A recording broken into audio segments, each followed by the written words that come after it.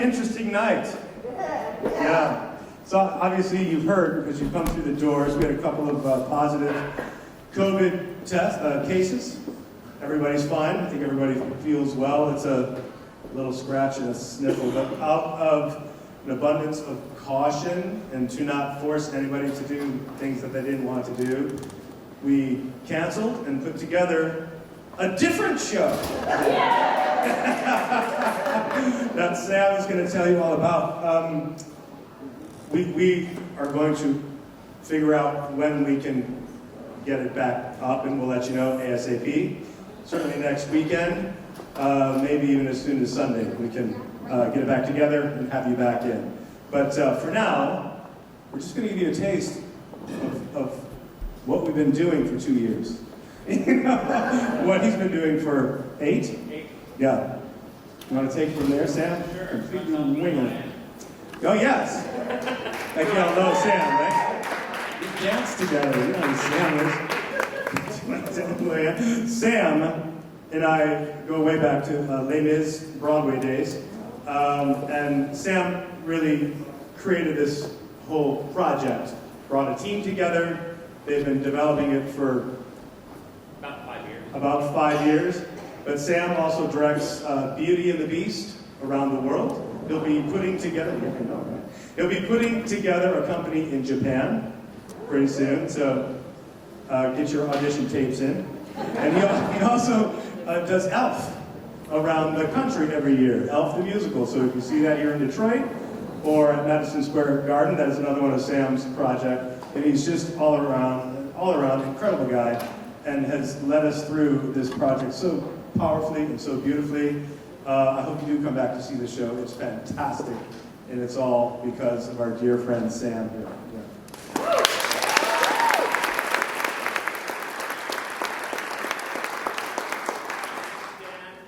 Yeah. Thank you, Dan. And I want to thank our cast who's here that stayed to watch us. They're all dressed up for opening night. Thank you, cast, for staying. This is supposed to be our opening night, but unfortunately, is this on? No. Hi. So, this was supposed to be our opening night. We had a wonderful performance last night with a wonderful audience. That was not you, unfortunately. I'm not going to dwell on what our obstacles are. I'm going to dwell on the positives. Because although we had some positive cases, I am negative. And we're going to be positive tonight about what, we are very much the show must go on kind of people. And our leading man came up to me and said, "Can I stay and do some of the songs for the show for the audience?" And I said, "Yeah, absolutely." And that's why we're all standing here. So, because of that kind of an attitude. So let me tell you a little bit about it. I'm going to tell you a little story. Alex, can you bring up the light over here? I'm going to sit down for a second. So, thank you, Alex. So,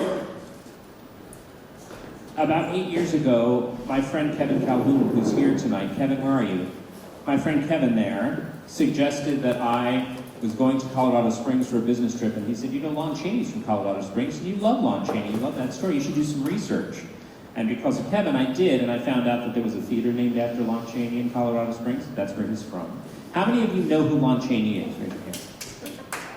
That's pretty good, that's pretty good. So for those of you who don't know who he was a great silent film star. He's the original Phantom of the Opera. He is the original Hunchback of Notre Dame. He played, how many movies? Hundreds and hundreds of movies he made in the silent film. How many? 135. 135 films. He made one talking picture, and he tragically died when he was only 47 years old. Had he lived, he was going to play Dracula, not Bela Lugosi, and he would probably be more famous than Charlie Chaplin. But you know Charlie Chaplin because he lived to be in his 70s, and people know more about that. When I found out about Lon's story, I thought it was one that needed to be told. So I Googled Chaney to see if anyone else had had the idea. And no one had, but there was a Chaney Entertainment.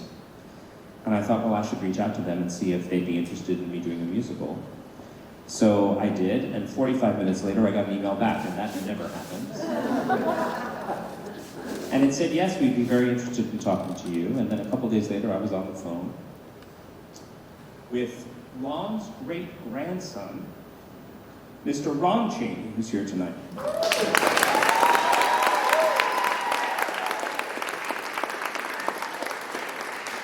And I said to Ron, I want to make a musical out of your family's life. And he said, oh, I don't know if that's a very good idea. He said, you know, I always thought it would be a movie. I always thought it would be a film because his life was in film. But the more I researched, I came to realize that the first half of Lon's life was spent on the vaudeville stage. He was a song and dance man. He performed all over the country. He was a barnstormer, what they called. So every night he'd get on a train and go to a new city and perform the show again. And he was a stage manager. He choreographed for George M. Cohan. He was a lighting person. He did props. He performed. He did dance. He did comedy. He did everything. And once I found that out, I knew that we had a musical. I knew that it sang. Not only did he have an amazing life, but he also had this wonderful stage career and then this amazing film career where he played all these wonderful characters. So thanks to Ron and myself, we came up with the idea and then we put together a wonderful creative team. That's what you do when you're going to create something, right? So I had a friend who is a composer. Her name is Rachel DeVore Fogarty, and that's her up at the piano now.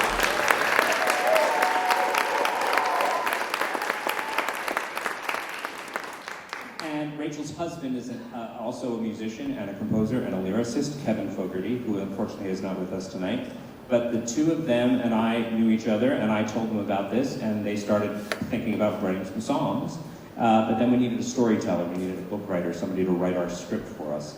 And not just any storyteller, and I say this every time I'm asked to speak about the show, we really needed somebody who could make these characters feel real, could make them feel three-dimensional, could make them feel like real people. And I asked our music director, who was a good, long-time friend of mine, his name is Gary Adler, and I asked Gary if he knew anyone, and he said, yes, I know the perfect person. His name is Eric Lane, who's here tonight. Where are you, Eric? Are you upstairs? There he is, Eric Lane.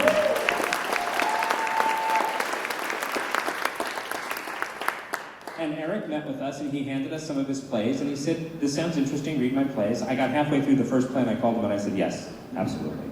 I mean, he's just amazing. So we put this story together and we started workshopping it and building it. And we did 4 readings in New York, and then through a stream of different events, Dan was kind enough to invite us here.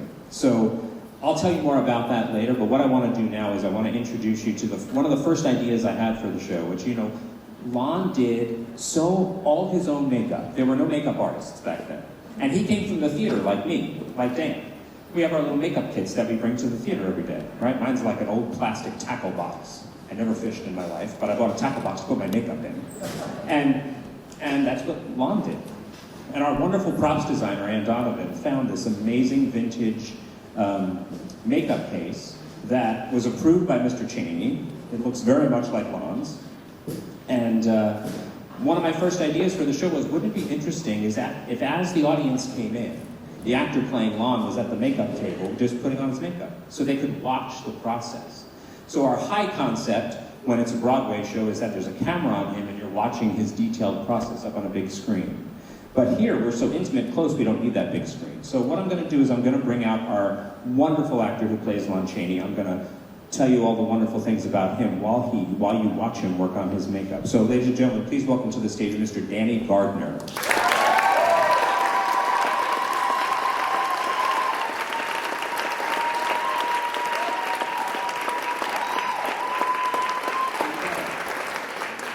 So when you come into the theater, it's not an ordinary experience because you come in and you're talking and all of a sudden, and this happened last night and I was so excited.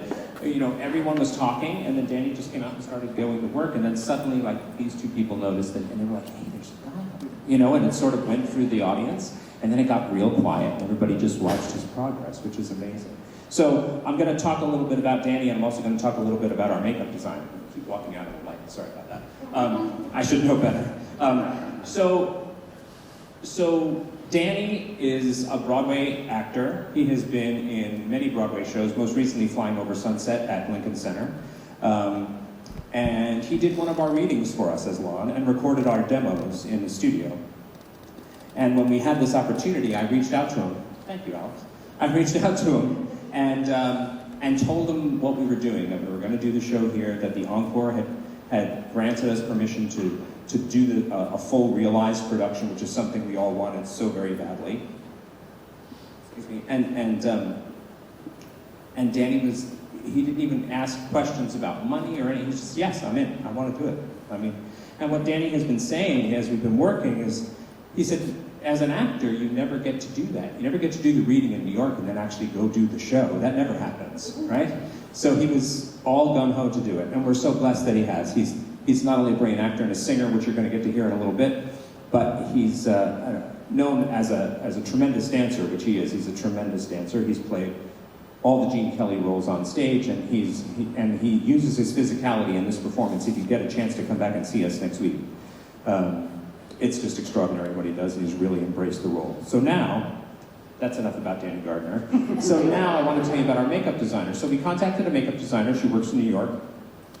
Her name's Sarah Norton. She did a wonderful job, and she helped us build this idea of something that Danny could manage on stage. So instead of individual pieces, which Lon did, Lon built cheeks, he built noses out of putty, and he did his own makeup every single day, as I was saying. And I asked Ron Chaney, I said to Ron, why is the makeup different in some shots? You know, it's not always, the continuity is not always right. And he said, well, Lon did it every day, and there were no photographs. He just looked in the mirror and built it every day. So if that cheek broke, he made a new one, and it was a little different. And so when you watch those silent movies, it's a little different in every scene, and that's why, because he did it himself. So Danny puts part of this on. Sarah built this for him. She designed it. She took a mold of Danny's face in New York, and then she built this piece on the mold. And she's provided us with a couple of them. And then Danny puts that on partially backstage, partially on stage. You'll see his one eye is covered, so he has no depth perception when he's on in this sequence, because he can't see out of his eye, which is exactly what Lon did, because he read the book. You know, the thing about Lon that I will tell you while Danny's getting ready is that Lon was raised by deaf parents. So he was a coda. And you all know what a coda is now, because of that wonderful movie that won the Oscar, right? So he was a child of a deaf adult. Both of his parents were deaf, and they didn't speak. So he didn't speak till he was 4 years old, because there was no need to. And he watched them get teased and kind of tortured and bullied, because back then people were not very understanding of someone who had a disability. So he was, one of his missions to play roles that were the people who were misunderstood. And those roles were someone like Quasimodo, who is deaf. He feels the vibrations of the bells in the cathedral walls, and he's tortured. People make fun of him because they don't understand, because he's different. So that's why he campaigned to play this part, which is one of the reasons we wanted to start with this. Now, the teeth that Danny put in, I have to give you, those are not his dental work. That is, I don't know if you saw him slip those in, but he did. And those were thanks to, again, Mr. Ron Chaney. So Ron was following the makeup design, and he said, you know, the teeth really make it. They really make it. And I have a friend here in LA who can do it, and I'll pay for it. I just want it to be right. So we recreate the Phantom in the show, and we recreate the Hunchback. They were mailed impressions. Danny made an impression, sent it back. They built the teeth on his teeth, and then they were shipped back here to Dexter. And those are the teeth that Danny wears as the Hunchback. Do you have bottoms in too? Yeah. Amazing. So then, you know, our wonderful costume designer, Sharon, who is here tonight, I'm sure, somewhere, did an amazing job. And we created a whole bunch of these characters, as well as all of the rest of the people in the show. And she brought me this coat the other day and said, I know it's not exactly like the one Lon wore, but what do you think? And I said, it's perfect. It's almost exactly like it. She actually built it for a production of Oliver. Fagin wore it. And it's kind of perfect. And she made the shoes happen and everything. I mean, it's extraordinary. When Danny goes into his posture, I don't mean to, yeah, but he is Quasimodo. Isn't that extraordinary?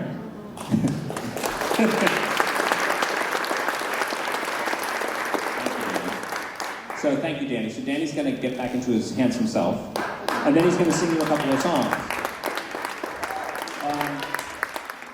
In the meantime, Tim, if you don't mind coming out and moving this trunk for me, because, you know, I'm all dressed up and I don't want to get dirty. This is Tim, our assistant stage manager.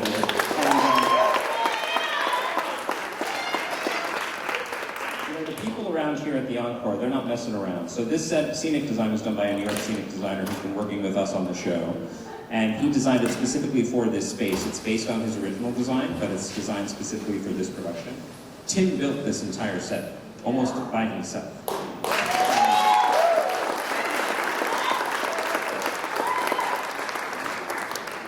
So, putting on a show like this is not like putting on a production of Oklahoma, which is all done and in the book. So we've been creating and changing, and it's really been a wonderful experience, and Dan and the people here at the Encore have supported us to do that.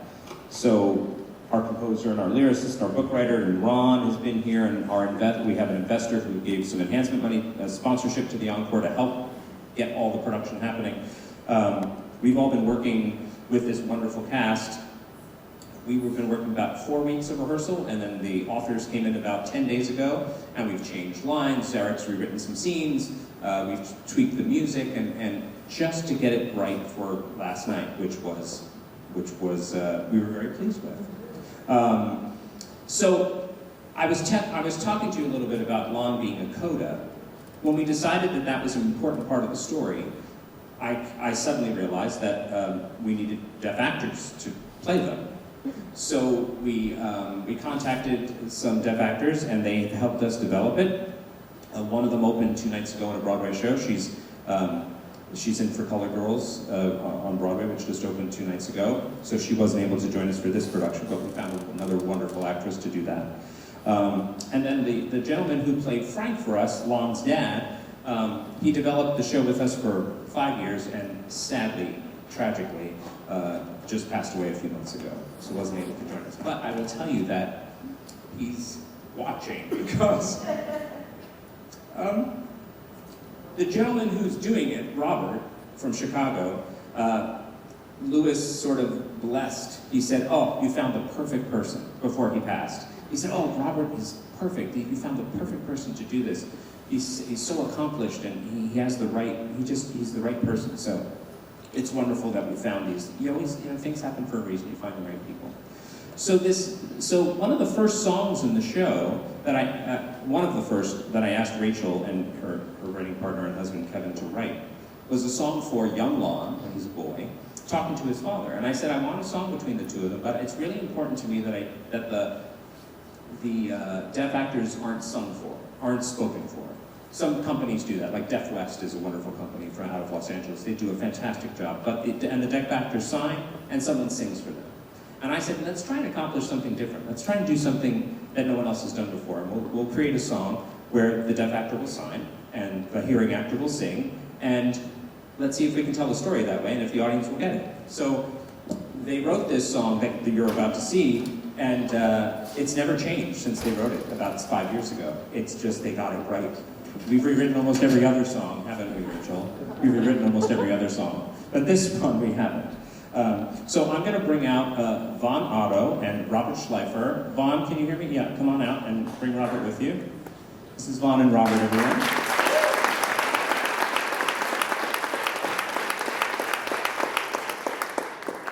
Can you see me?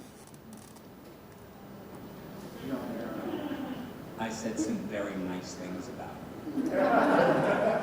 That was very nice of me, wasn't it? I lied. So this first song happens, the character Frank was teased a lot. So he's teased in this scene. And young Lon, comes to his rescue. And then they have this interaction, which is done in the song.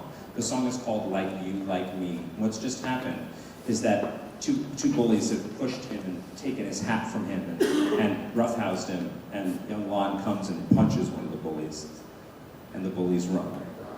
And the moment that what's going to happen is right after those bullies run away. Okay? So we'll take your hat, put it here. Bonnie, you ready? Ready? Rachel, you ready?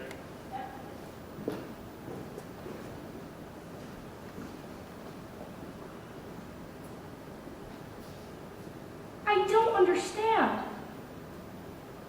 They were so mean to you. Why were you so nice to them? I looking at you. What do I see? What does that mean?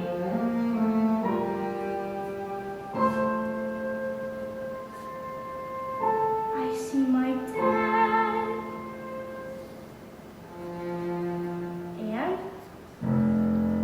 And I see brown hair.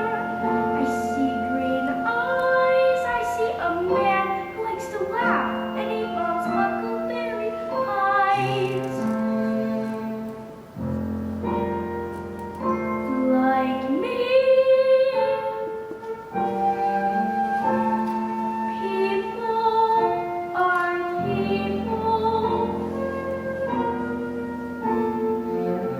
I don't want to look at them.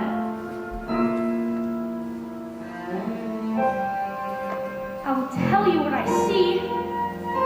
I see monsters. I see beasts. I see Frankenstein times 10. Okay, I'll look again.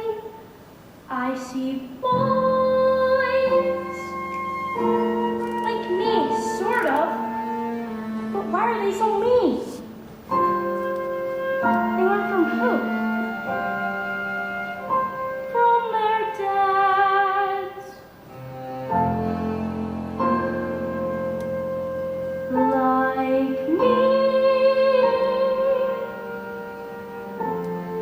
People are people wherever you go. People can change, people can grow.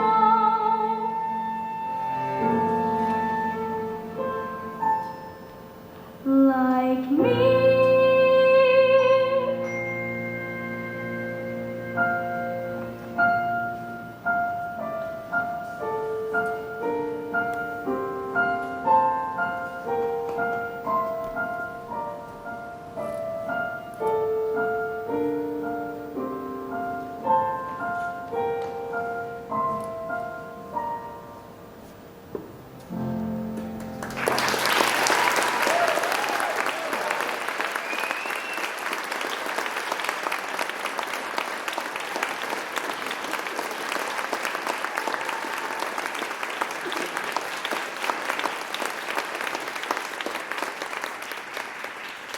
Vaughn, can you come back up?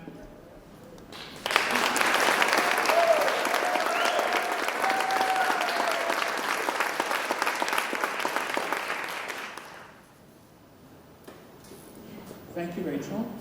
Thank you, orchestra. Our orchestra stayed for us. Thank you.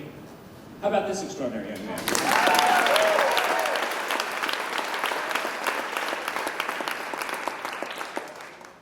I am 12.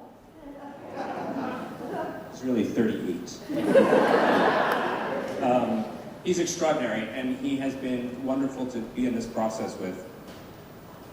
He never writes down a note, but he remembers every one. He's smarter than all of us. And it's just been a pleasure to work with both of you. Thank you.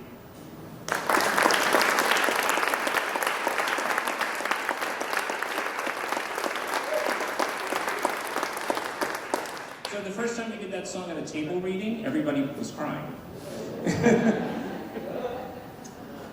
It's just beautiful what they've done with it. And that's a real collaboration between Eric and Rachel and Kevin. The words, the lyrics, everything. It's just perfect, I think. So that was the handsome Danny Gardner. Where are you, Danny? Come on back out. That's much better. So I'm going to take you through a little bit of what happens in Act 1, and then they're going to do the end of Act 1, the big last number. So you guys can just relax for a second. So Lon grows up, and his brother and he put on and this truly happened, they wrote a play, and they put it on in Colorado Springs, and then they went on the road with it, and then Lon stayed on the road, and his brother went home. And then, let's see, I have to take my medicine. So then, Lon met this wonderful young lady. She was only 16 years old. Her name was Cleva Creighton. Her name is Cleveland Creighton, actually. She went by Cleva. and they fell in love, and they traveled together on the road. She was an amazing singer. Ron was telling me she could break glass with her voice. It was just stunning vocalist. And they fell in love, and they had a little baby, and they named him Creighton, her last name. So his name was Creighton Chaney, who grew up to be Lon Chaney Jr. You might know him from the movies. He was the Wolfman and many other great roles. He played Lenny in Of Mice and Men. So Creighton's a baby. They're traveling around the country, and it becomes very challenging for this young lady who thought she was going to be a star, and then she was taking care of her baby and traveling on a train every night. Very, very challenging. So there, unfortunately, like a lot of relationships, people ask me what this show's about all the time, and I say, well, it's about family. It's about all the things we deal with now. It's about falling in love, and it's about brothers and fathers and sisters, and sometimes people fall out of love, and that happens, and that happened to Lon and Cleva, sadly. And she just got overwhelmed by the whole situation, and she swallowed some poison backstage and tried to hurt herself, which was sad. That is a very dramatic thing. That's only Act 1. But that really happened to Ron's family. That happened in his family. And we thought, well, if that really happened, that happened backstage at a theater in Los Angeles, at the Majestic Theater in Los Angeles. And right after that happens, what do you say to your child when that happens, right? Because their son traveled with them all over the country. So Kevin and Rachel wrote a wonderful song about what you would say and how you would move forward from that. So this is the song that Danny and Vaughn are going to perform for us right now, and it's called Look Ahead. She made a mistake and took the wrong medicine. But your mom's strong, right? So get better. It'll be okay. Trust me. Chin up, kid. We'll be okay. Okay? Have I ever let you down? We don't have to dwell on what's already done. We'll set our sights on what hasn't yet begun. Chin up, son, and look ahead to something better. Look ahead to something new. Without a sunset, there wouldn't be a dawn. Look ahead to an adventure. Look ahead to chapter 2. There's gotta be a setback if there's gonna be moving on. We all run into bumps in the road, even good guys in a snap. But if we put the past behind us, there's nothing there to be afraid of. That's how we find out what we're made of. So look ahead, or the horizon, a new beginning guaranteed. We've got each other. What more could we need? Mommy's gonna be okay. You sure? The doctor's gonna take good care of her. If I ever lied to you, promise. We have to think about the future. Look ahead to no more traveling town to town. That's done for good. No more late night trains or sleeping in the air. Look ahead beyond the footlights to the hills of Hollywood. I hear they're looking for a few new faces there. Every bumpy road smooths out in the end. Sometimes good guys catch a break. You can put your past behind you. There's nothing left to be afraid of. You can show them what you're made of. Look ahead beyond the storm cloud to the sun that's breathing through. The worst in life, bring out the best in you.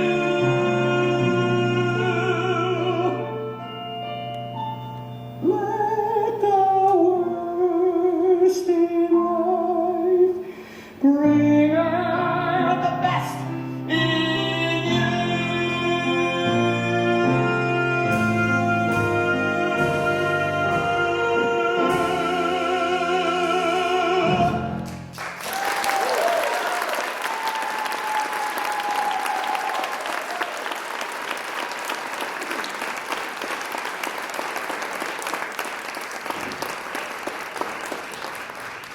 So that feels like a Broadway show, doesn't it?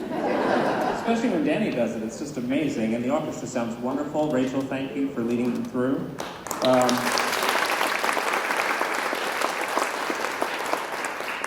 So then we go drink at the bar, right?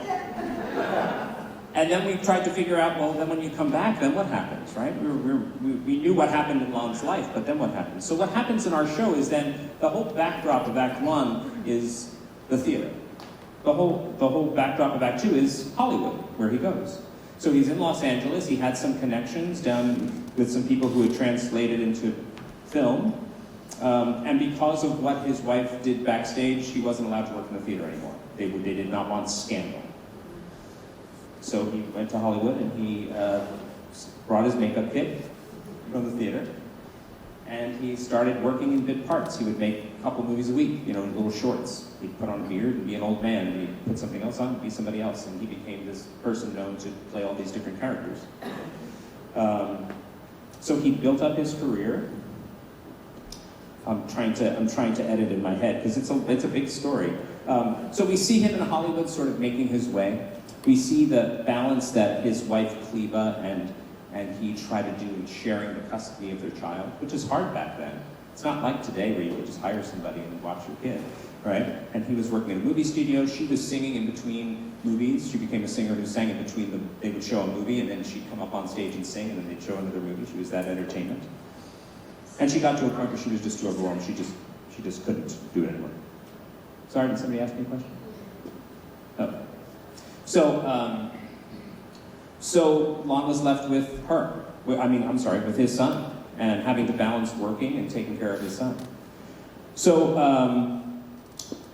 he remarried, set up a home for his son, and went on to start portraying all these souls. And what he realized was that they were asking him to perform without words, and that's what he did all his life with his parents. He never spoke to them. So when you watch a Lon Chaney movie, he even uses signs just out of instinct. As Quasimodo, he keeps saying, "You think I'm ugly?"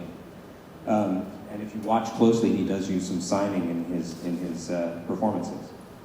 So it became his mission to sort of play these tortured souls, and he went on to be the hunchback and the phantom, as I explained.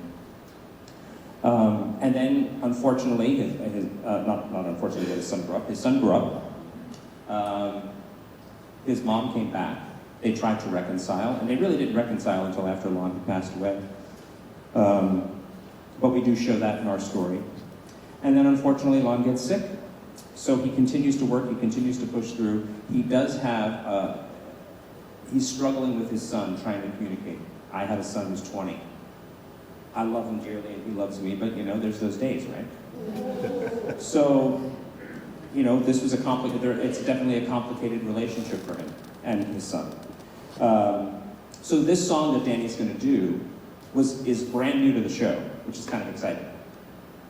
Rachel and Kevin and Eric and I decided that, we needed to know what was missing was what was going on in Lon's head at this point in his life. He knows he's sick, he knows he's not well, his relationship with his son isn't going well. How does he feel about that? So we created this song, which is, I think, great, and Danny does brilliantly, and Danny likes doing it, I know, because he's told me. And what happens is his son, he's struggling, he's getting ready. Lon is getting ready to do this first talking picture, which he does not want to do. He and Chaplin, last two people to talk. They were the last two. And he didn't want to do it, because for him it was all about the gestures, all about the facial expressions. That's all he knew. He didn't want to talk. He had a beautiful voice, just didn't want to do it. So he decided to do it. They paid him a $50,000 bonus in 1930. That's a lot of money to talk. That's how big a star he was. And he took it. He said, okay, I'll talk. And it was a remake of a movie he had already made, where he played multiple characters. He played an old woman, and he played a ventriloquist, he played all these things. So he had to do not only different makeups, but different voices now. So as he's preparing for this and he's struggling with this relationship with his son, we get an insight to his perspective, an insight to how he's feeling. And that's what this song is about. Danny, I'm going to set this up for you. And Danny will guard that makeup kit with his life.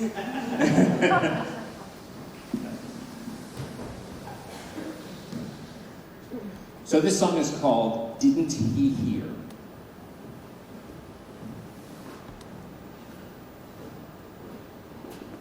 In a single shot, just one look, and we could.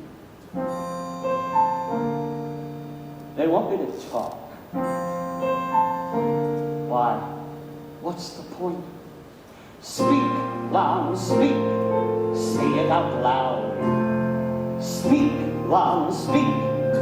That's how you reach the younger crowd. Years without a word. Why make 'em hear ya? Let 'em see. Say it with a gesture. That's how it was with Dad and me. There were no words, no need. And what's a word without a deed?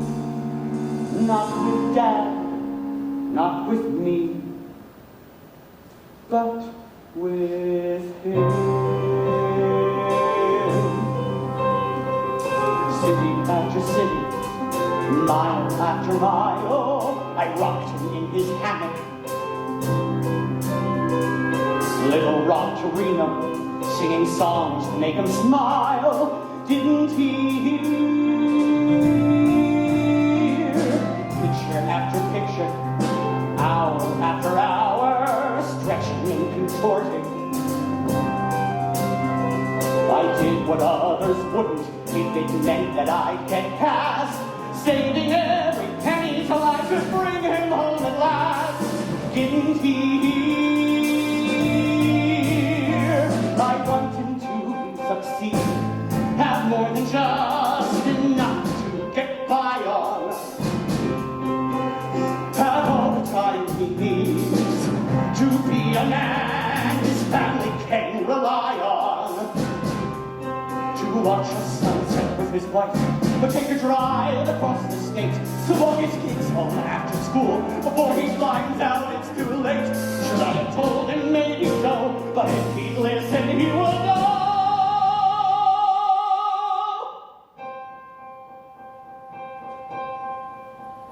When I finished one more picture, when my bones could take no more, when I took him in and raised him after she walked out the door, when I promised him he'd never bear the burdens that I bore, who was it for? So let me know. Didn't he hear?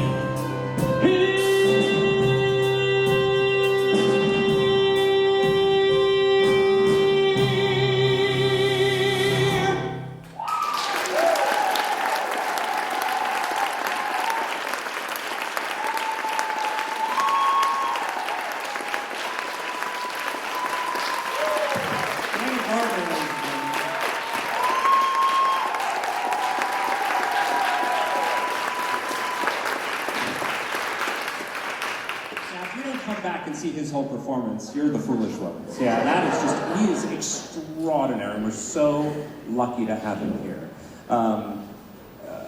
So, the end of our story is a bittersweet one. Lon loses his voice.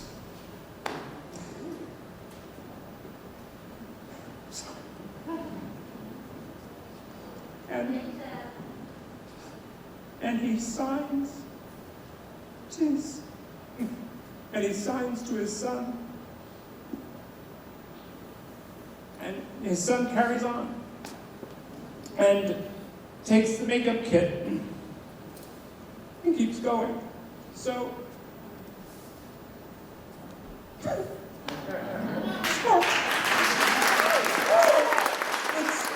it's inspiring. It's inspiring this family's legacy. And I want to introduce you to a couple of people. If they would come up here and just say hello. First, I want to bring up our extraordinary cast. If you're here, cast, please come on down and come up on the stage.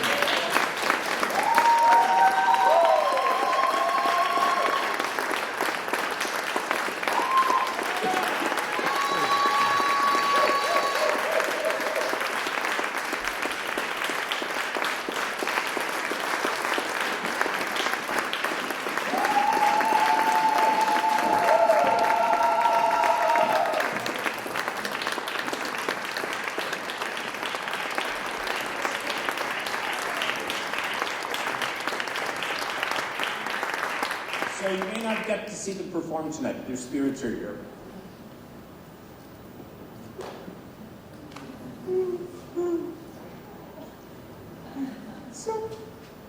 I'm so sorry. Don't be sorry. Our creators are here. Mr. Eric Lane, our book writer. Will you come up here, Eric?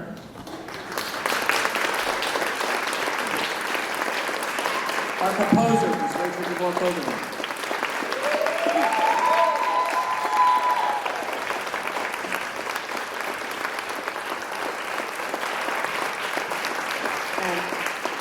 People drove and flew from all over the country to be here tonight, and I'm sorry you didn't get to see the whole show, but know that the work that's been done by these people has been extraordinary, and I'm just blessed.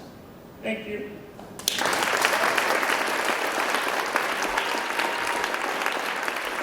So, the last person I want to bring up is Mr. Ron Chaney, ladies and gentlemen. Ron,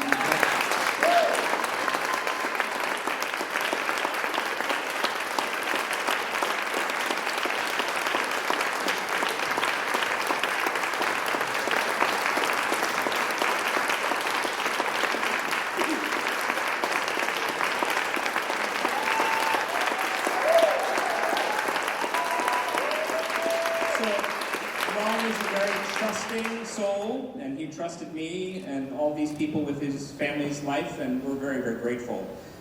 Grateful to Dan and the Encore for taking a chance and putting a brand new musical in their theater, and grateful that even though we decided to do what was right tonight, we didn't give up. We gave you something, we told you the story, we shared some of the artistry with you, and I hope you will tell others, for those of you who can't come back because you've traveled from around the country, try to come back. It's worth it. It's such a beautiful production that I couldn't be more proud of.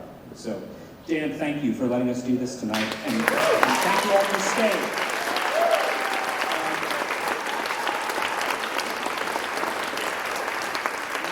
Look for the show to hopefully step from here into other places. We are hopeful that the show will continue on and grow and have a life after the Encore. It will definitely be here next weekend. Maybe even sooner. I think Dan has a plan to try and get the show back up here, thanks to the cast and the crew, maybe as early as tomorrow night or Sunday afternoon, which is very exciting. We're just grateful that you stayed, grateful that you traveled in the rain for as far as you did. Ron's wife flew in today from Los Angeles to see the show, unfortunately, and didn't get to see it. But I couldn't be more grateful that you all stayed as well. I mean, these people, they're showbiz people, of course they stayed. But you people came and you stayed and you listened to me drone on and at least we feel like we shared some of what we've done with you. It's been an extraordinary experience and we're very grateful. I think Dan and the Encore have a little party for all of you, so we can celebrate Lon Chaney, we can celebrate the accomplishments of all these wonderful artists. And I hope you'll stay for that and ask Ron for his autograph. And for stories about his wonderful family. We'd love to talk about the show because we're so very, very proud of it. So thank you and good night.